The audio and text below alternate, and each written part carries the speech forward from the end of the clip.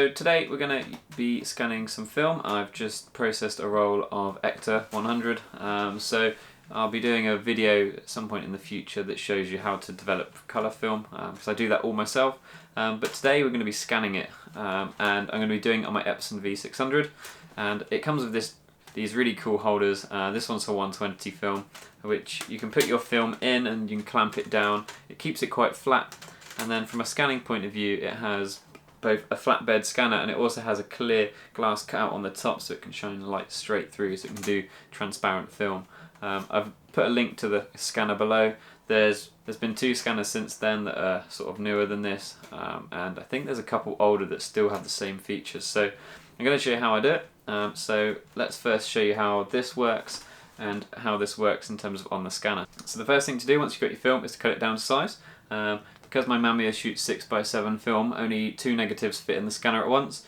So let's snip them now. If you do shoot 6x6 or smaller, the scanner can get in 3 at once. It's purely just because of the size that the Mamiya shoots. So let's cut 2 of these off now.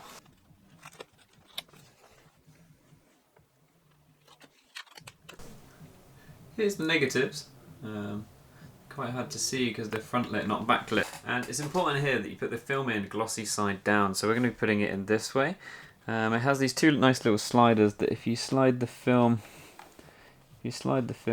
underneath, then close it down. So that is now holding our film. So now I'm going to put this into the scanner. You got to lift up the lid. Always quickly use a microfiber just to make sure it's completely clean. Just slides into place. So what we're going to do now is we're going to hop on to the computer so we can see how we scan this. Right then, so the first thing to do once you've set up your scanner is to open up Epson Scan. And what we're going to do is we're going to quickly run through this. So make sure you're in professional mode. Make sure your document type is film, and if you're scanning color negative, make sure you've selected color there. If you're doing black and white, select black and white. I always do 48-bit color just so that we're recording in the highest quality that we possibly can. And from a DPI point of view, normally 2400. So even though your scanner, and this scanner as well, says that it can do way higher than that, the reality is that it actually can't see beyond sort of 2400, 3200. The more I've read, the more I see people using 2400. So now we've selected that, we're going to make sure we've unticked everything else, and we're going to click preview. So this is going to scan in a preview of the film that we've got in there. So let's see what these 2 images are. Note that the resolution on your preview scan will be quite a lot lower than the actual scan you see once you finish. So don't be put off by the sort of dodgy quality that you may see in the preview. Right then, sometimes this can be a little bit hit or miss. Sometimes this will find your images for you, sometimes it doesn't. If in this scenario it's actually taken 2 photos and cut them into 3, then hop to normal. So the first thing to do is draw a little box around the area that you would like to scan. So you can be quite rough with this, don't worry too much, and then select zoom. So this will do another little preview scan, but only of the box that you just drew then, so that way you can get a much better view of what you're scanning. Cool, so now that's done, we're going to rotate this round. And we're going to untick unsharp mask, and we're going to untick backlight correction. We're just going to grab the edges now. Now that we're zoomed in, we can be a bit more precise with our measurements. Cool. So the first thing to do is select this histogram adjustment. So this shows you, so your black's down this end, your white's up this end, how much of your image is currently being captured. So we can see that currently we're clipping some of the blacks and we're clipping an awful lot of the whites. Down here you also have what's being clipped, so I always ensure that these are right off to the ends. We want to ensure that we've got all of the detail we possibly can capture by going something like this. Now I tend to find this gives you sometimes an image that is far too dark, so personally I like to actually clip some of these highlights so that we get an image that looks like how we want it. From a histogram point of view, this is about it. If you'd like to, you can go through the colours individually. You might look at this and think that it looks like there's quite a lot of reds in there, so you might want to just tone down the reds. But to be honest, I quite liked it as it was. Epson's known for being quite saturated, and this was sort of an evening. There's lots of orangey tones in there anyway.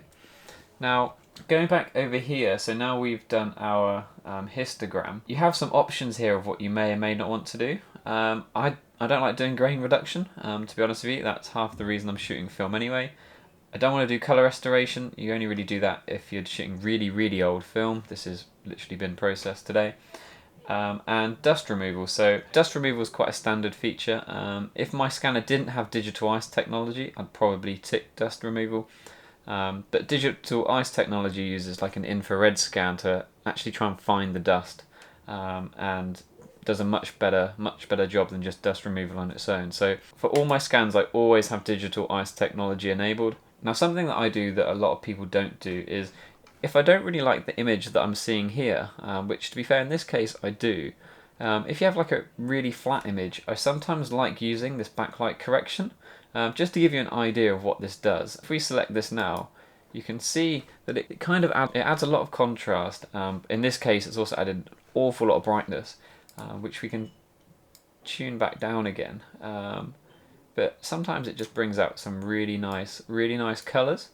You can change your midtones to try and sort of brighten and darken your image, but I'm quite happy with that. So the backlight correction is entirely optional. It's up to you whether you want to do it or not. I personally find that it's something that I only use if I've got a bit of a flat image, but in this scenario I didn't. But to be fair, I'm quite happy with this now. So now that this image is done, what we can do is we can copy all of these settings and apply it to the other negative that we saw earlier. So if we click back on full, it will zoom us back out. And as long as the marquee is selected, you can select this to make a duplicate of that.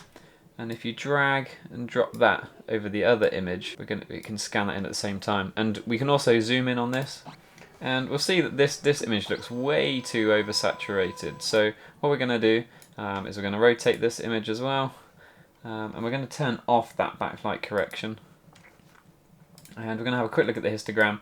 We're going to put in all the shadows, we're going to put in all the highlights, we're going to make sure that everything's in our image. So this is actually an image where having all of the image data captured up here in the histogram turns out a reasonably good result.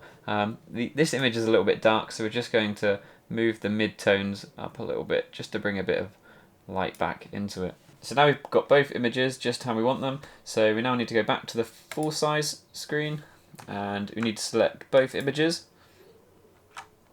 and we then need to hit scan. When you select scan, it will ask you where you want to save. Browse to wherever you'd like. I'm just going to save them in this new folder here. From a file type point of view, make sure you select TIFF, by far the highest quality, and it also behaves really well with Lightroom and Photoshop. So if you want to edit these images later in one of them two, this is the best format to retain as much information as possible.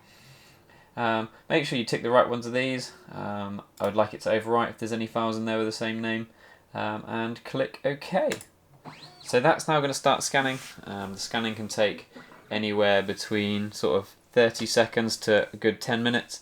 Epson Scan has a habit of suggesting far too long. This will likely say something like 30 minutes. It will take more like 10.